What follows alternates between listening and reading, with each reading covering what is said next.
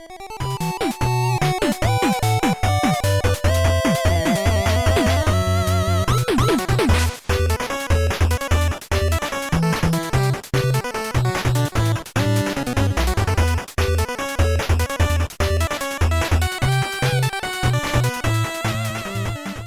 there, welcome back to another Smash Suggestion Box, where we'll discuss possible candidates for upcoming DLC for Super Smash Bros. For Wii U and 3DS. Dig into the backlog of Nintendo characters, there's some rather obscure and hidden gems from games never seen outside Japan. I know you're all expecting me to talk about Mother 3, but just give me a second, I have a plot twist for you today. We're going to be talking about the very obscure and Japanese-only game, Captain Rainbow.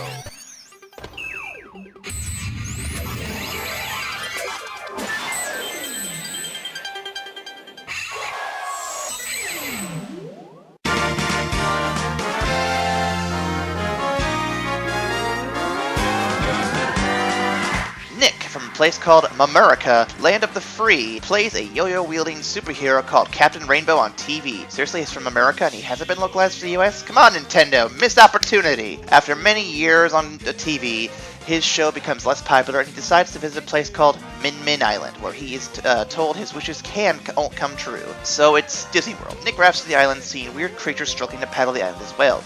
He uses his magic belt to become Captain Rainbow to help them, but after he fails and sinks, he becomes separated from his belt. Nick awakens on the shores of Min Min Island to see he no longer has the belt, and previously mentioned creatures, called the Min Min, were walking away with it. Since the belt is obviously important to Nick, he explores the island and meets the other islanders, who are other Nintendo characters, like Birdo or Little Mac, who have come to this island as well to get their wishes granted. Nick quickly acquires his belt, and then uses his abilities to help the islanders get their wishes, with the aid of the Min Min. Researching a possible moveset was a little tough for Captain Rainbow. I don't exactly have access to this game, and there are limited sources of information on the internet for a title that only sold roughly 6,000 copies during launch, and a total of 22,000 copies by 2008. Yeah, that's how obscure we're going to be here. But with the limited amount of information I have, I've cobbled together something workable. Again, blame Nintendo's poor localization for this unique title for the lack of details here. First, his primary weapon is his yo-yo, so I imagine most of his grabs would involve him grappling someone with the yo-yo at range, kind of like Samus or Link. Additionally, he has a similar build to Captain Falcon,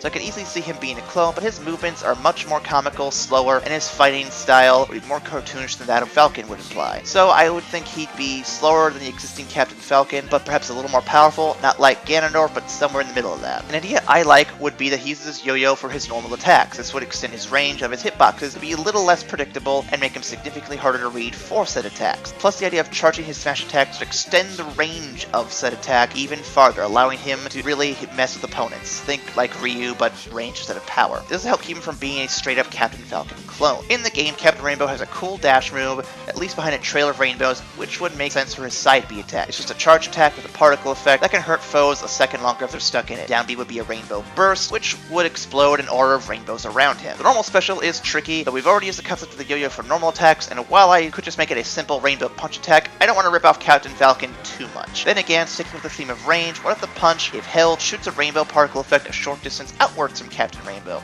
This way, it makes him stand out, but perhaps makes the move a little weaker to compensate. The up special is also tricky, but to keep it simple, we'll just have Captain Rainbow somersault through the air with a trail of rainbows behind him. As for a final smash of this character, what if we just had it where we called in all of his various friends from the Min Min Island to help him out, and just get together in one kind of big conglomerate attack? Kind of remind us of how unique that game is, all the weird characters. All that being said, why should we let another captain claim a spot in Smash? Especially when his game didn't sell well or even leave the shores of Japan. I mean, Earthbound didn't sell well outside Japan, and the rest of the series never left the land of the rising sun until recently. Fire Emblem only just came to the West because of Marth and Roy debuting in Melee. And what about Rob, Ice Climbers, Game Watch, who haven't released games in years but are still relevant to Smash the whole time? Aside from being a unique game, Captain Rainbow stands out because he's already starred in Nintendo crossover style games and helping Nintendo character icons like Birdo, Little Mac, and the Devil Assist Trophy from Smash. Why is it such a stretch to put him in another Nintendo crossover game, the Nintendo crossover game? This also introduces the West to another unique character we never got to see, and lets the US over here decide whether or not we want to see him, and not some culturally limited localization team at Nintendo of America, or Europe, or wherever else. That's all I've got for this week, but if you enjoyed the video and want to see more about Captain Rainbow, make sure you leave a comment, share, like, and subscribe to this video. What do you guys think of Captain Rainbow? Do you have someone you'd like to see join the Smash roster? Be sure to comment below or email us at evacstation@gmail.com. We'll be back with more Smash Suggestion Box real soon.